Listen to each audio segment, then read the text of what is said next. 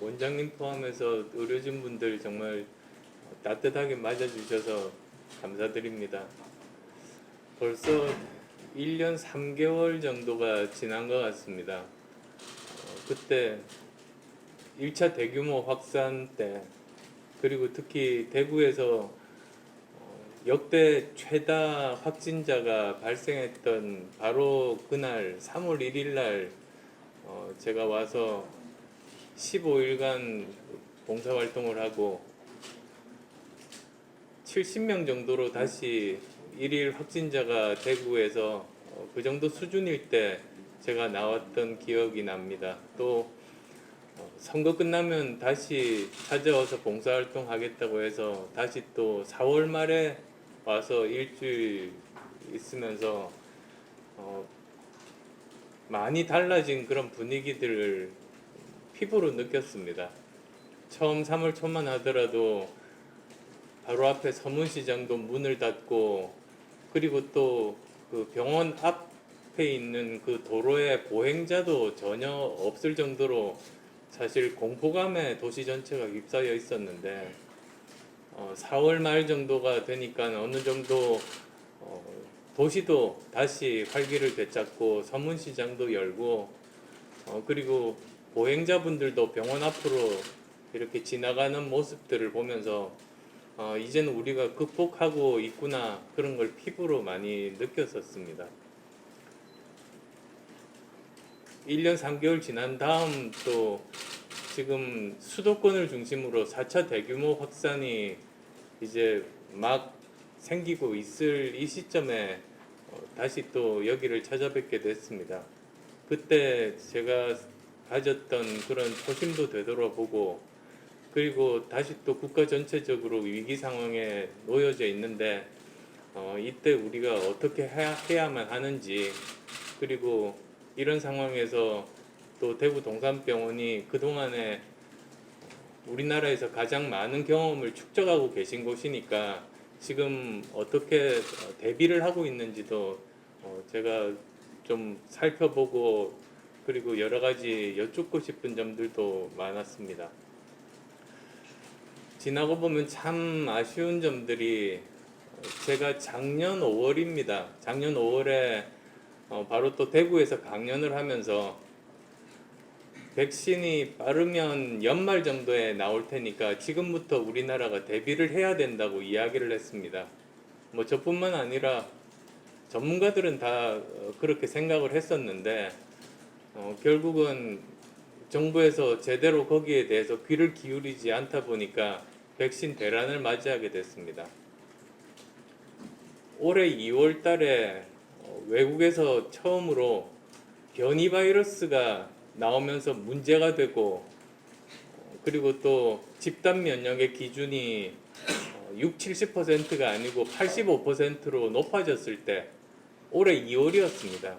그때 제가 우리나라 4차 대규모 확산은 변이 바이러스 때문에 생길 것이니까 지금부터 대비를 하고, 그리고 변이 바이러스 검사 그를 늘려야 된다.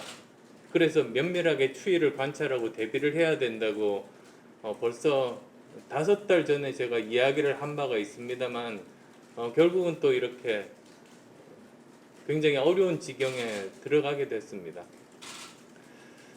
그래서 정말 정부에서 이런 방역에 대해서 의사결정을 하는 것이 얼마나 중요한가, 잘못 의사결정을 하게 되면 얼마나 많은 사람들이 고통을 받고 죽어나가고 자영업자 소상공인들이 문을 닫을 수밖에 없게 되는가, 그런 생각들을 해보게 됩니다. 원장님들 아시겠습니다만 사실 지난 3차 대규모 확산, 지난 겨울에 그때와 지금 4차 대규모 확산이 저는 다르다고 생각합니다. 무슨 뜻이냐면 대응 방법이 달라야 된다고 생각합니다. 3차 대규모 확산 때는 백신을 맞은 사람이 없었습니다. 근데 지금은 60세 이상 고위험 분들이 이제 백신을 맞은 분들이 아직도 숫자는 적지만 그래도 이렇게 계신 그런 상황입니다. 그렇게 되면 이 방역 자체도 달라야 되는 것 아닌가 싶습니다. 그래서 예를 들면 지금 현재 아마도 폭염에 대한 피해가 또 어르신들을 중심으로 우려가 되는 그런 상황인데, 특히 가정 형편이 어려우신 어르신분들은 예전에는 폭염 대피를 할 수 있는 그런 장소에서 계실 수가 있었는데 지금은 모두 다 폐쇄를 한 상황입니다.